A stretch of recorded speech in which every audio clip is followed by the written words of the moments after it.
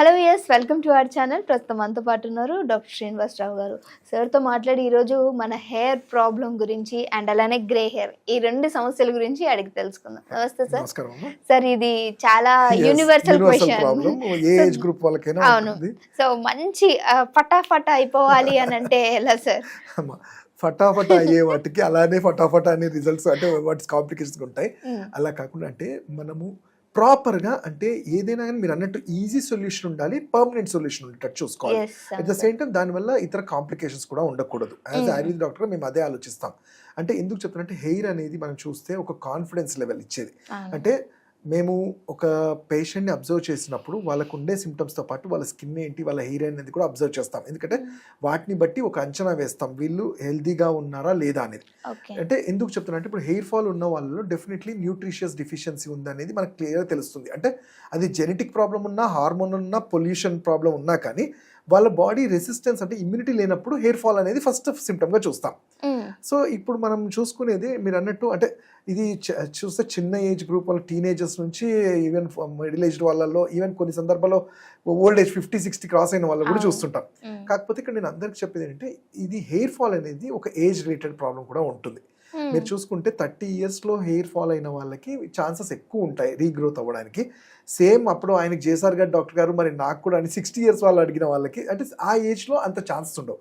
ఇక్కడ first thing నేను ఒక పాజిటివ్ నోట్ చెప్పాలి ఏంటంటే అంటే మిడిల్ ఏజ్డ్ వాళ్ళల్లో 30-40 yearsలో హెయిర్ ఫాల్ అవుతుంది అంటే ఫస్ట్ వాళ్ళు ఒక కైండ్ ఆఫ్ బాధలోకి వెళ్ళిపోతారు, అయ్యో నా హెయిర్ ఫాల్ అవుతుంది. కానీ అక్కడ వాళ్ళకు పాజిటివ్ థింగ్ ఏంటంటే ఎక్కడైతే జుట్టు రాలుతుందో అక్కడ జుట్టు మళ్ళీ వస్తుంది. అంటే రాలుతుంది అంటే మళ్ళీ వస్తుంది. ప్రతి ఒక్కరికి ఎంతో కొంత హెయిర్ ఫాల్ అనేది ఉంటుంది. బట్ ఇది ఏంటంటే ఎక్కువగా అబండెంట్గా రాలటం వల్ల కొంచెం స్కాల్ప్లో వీక్నెస్ వల్ల అవుతుంటుంది. అయితే వీటికి ఫస్ట్ మనం చేయాల్సింది హోమ్ రెమెడీ అంటే దానికన్నా ముందు అసలు వీళ్ళకి స్కాల్ప్స్లో సెల్స్ క్లోజ్ అయ్యాయా లేవా అని చూడాలి. అది చూసుకుంటే ఇప్పుడు ఎప్పుడైతే ఫాలికల్స్ ఓపెన్ ఉంటాయి, కొంతమందికి ఏంటంటే పని చేయకుండా ఉంటాయి తప్ప కంప్లీట్గా డ్యామేజ్డ్ ఉండవు. వాళ్ళలో హెయిర్ గ్రోత్ అనేది చాలా ఈజీగా ఉంటుంది. హోమ్ రెమెడీగా అంటే సింపుల్ అమ్మా, దానికి అంటే అది గ్రే హెయిర్కి పనిచేస్తుంది. హెయిర్ మళ్ళీ రీగ్రోత్ అంటే మనకి మెంతి కూర అంటాం. మెంతి కూర, హైబిస్కస్, మందార ఈ రెండింటిని ఆకుల్ని పేస్ట్ చేసి కొబ్బరి నూనెలో వేసేసిన తర్వాత మనము కొంచెం ఫర్మెంటేషన్ అది హెయిర్ ఫర్మెంటేషన్ చేసిన తర్వాత హెయిర్ ప్యాక్ వారంలో ఒక్కసారి కానీ అట్లా 10 daysకి ఒకసారి వేసుకోవడం వల్ల ఫాలికల్ స్ట్రెంగ్త్ పెరుగుతుంది. సో దట్ ఫాలికల్ స్ట్రెంగ్త్ పెరిగినప్పుడు ఏంటంటే హెయిర్ గ్రోత్ రావడానికి ఒక ఫాలికల్లో 2-3 వెంట్రుకలు కూడా వచ్చే ఛాన్సెస్ ఉంటాయి. అలానే ఆయుర్వేదంలో చెప్పింది నస్యకర్మ అంటాం. దీనికి సంబంధించి కొన్ని స్పెషల్ ఆయిల్స్ ఉంటాయి, అనుతైలం అని కానివ్వండి, షడ్బిందు అని. అవి ముక్కులో వేయటం వల్ల ఆక్సిజనేషన్ పెరిగి హెయిర్ గ్రోత్ అనేది పెరుగుతుంది. అలానే దీనికి ప్రోటీన్ రిచ్, విటమిన్ ఈ అనేవి ఫుడ్లలో ఉండాలి. అంటే మునగాకు కానివ్వండి, మనకి మునగాకు ఈజీగానే దొరుకుతుంది. అలానే నాన్ వెజ్ తీసుకున్న వాళ్ళు ప్రోటీన్స్ ఉండేవి మనకి ఎగ్స్ లాంటివి, ఆల్మండ్స్, ఆకుకూరలు, అలానే ఫ్రూట్స్ ఎస్పెషల్లీ ఇవి మన రెగ్యులర్ డైట్లో యాడ్ చేసుకుంటూ ఉండాలి.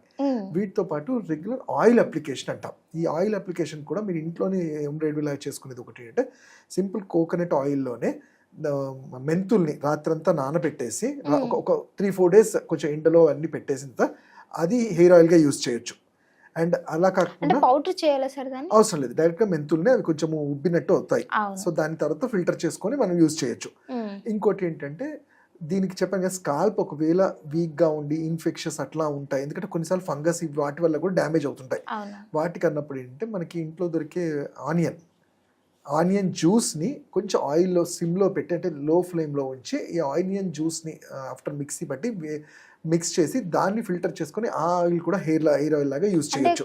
కోకోనట్ ఆయిల్లో లో ఫ్లేమ్లో పెట్టుకొని ఒక 5 minutes అట్లా మిక్స్ చేసిన తర్వాత దాన్ని అది హెయిర్ ఆయిల్ లాగా యూజ్ చేయొచ్చు. అంటే ఈ ఆనియన్ జ్యూస్ కోకోనట్ ఆయిల్లో మిక్స్ చేసింది. ఇది కూడా చాలా మంచి హెల్ప్ఫుల్గా అవుతుంది. అండ్ అలానే ఆయుర్వేదిక్ మెడిసిన్స్లో వస్తే మీకు ఈజీగా మనకి స్టోర్స్లో దొరికేది భృంగరాజ ఆసవం అంటాం, భృంగరాజ తైలం అంటాం, అందరికీ తెలిసిందే.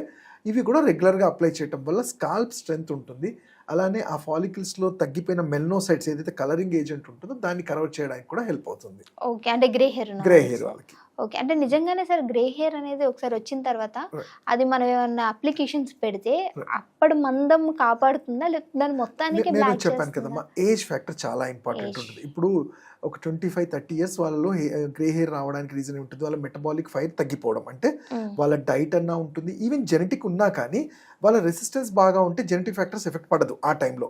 సో వీళ్ళల్లో ఏంటంటే గ్రే హెయిర్ మనం అప్లికేషన్ అంటే న్యాచురల్గా చేయటం వల్ల ఏంటంటే ఇంటర్నల్గా కొన్ని మెడిసిన్స్ ఉంటాయి, ఇవి ఇవ్వడం వల్ల ఈ కలరింగ్ ఏజెంట్ అనేది మళ్ళీ స్టిమ్యులేట్ అవుతుంది, కాబట్టి వాళ్ళకి ఆ ఛాన్సెస్ ఉంటాయి. ఓకే. బట్ ఒక 50 ఇయర్స్ క్రాస్ అయిన వాళ్ళలో ఒక్కసారి కలర్ చేంజ్ అది చాలా తక్కువ. ఓకే. 50 అయిన తర్వాత 50 అంటే ఈ 30s వీళ్ళు ఉన్నారు కరెక్షన్ వాళ్ళకి చేసుకోవచ్చు. కరెక్షన్ ఇంటర్నల్ గా వాళ్ళ లైఫ్ స్టైల్లో చేంజెస్ చేస్తూ నేను చెప్పిన ఈ అప్లికేషన్స్ తో పాటు ఈ నస్యకర్మ ఇలాంటివి చేస్తే మంచిగా హెల్ప్ఫుల్ అవుతుంది. Okay. Thank you so much sir, Right. మంచి ఇన్ఫర్మేషన్. Thank you.